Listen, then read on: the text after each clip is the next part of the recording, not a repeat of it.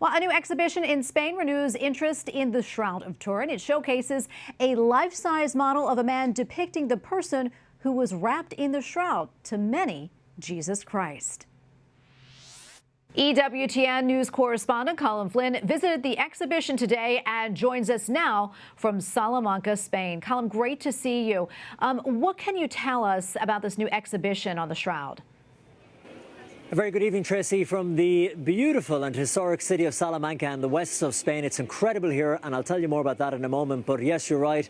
This morning at the Cathedral of Salamanca behind me, I was at the unveiling and the launching of this new exhibition, all to do with the Shroud of Turin and the last days of Jesus' life. It is called The Mystery Man, and it is an incredible exhibition spread across a number of rooms where they have beautiful paintings and texts and objects all about the life of Jesus of Nazareth. But Tracy, what is really central to this exhibition, what it really sets it apart, is this new statue, this new figure of the man they believe that the Shroud of Turin was wrapped around. And they are calling this a hyper-realistic portrayal and representation of what that body would have looked like. And it is incredible when you see it, Tracy. When you look at the skin, you look at the hair, you look at the wounds in the hands and the feet, the marks on the body, the blood, all in the places that it should be as portrayed in the Shroud of Turin. So this is what they are claiming, that this is never before seen or created. Again, the words they use, hyper-realistic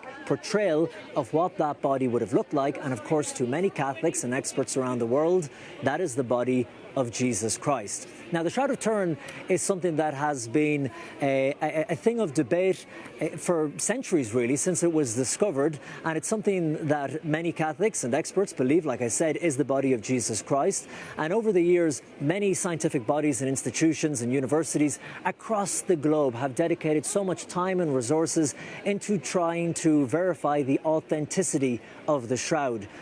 And Colm, I'm curious, what are they hoping people will experience and feel when they visit the exhibition? Well, Tracy, I spoke to the creator of the exhibition, Alvaro Blanco, and he's been working on this for almost a decade. And he told me that when he looked at all the research that has been done and is continuing to be done around the world in the Shroud of Turin, while there is debate around certain aspects of it, the general scientific consensus is that this cloth was wrapped around a man's body, a dead man's body, who looked like, when you look at the Shroud of Turin, it's very apparent that he had been beaten and tortured. Now, he said that many people who come to this exhibition, as it will now tour around the world, it started today in Salamanca, but it will go on over the coming months to tour right across the globe. He said many people who have faith, who believe, will come in, they will stand in amazement, looking at who they believe to be Jesus of Nazareth, having never before been seen in such a realistic way.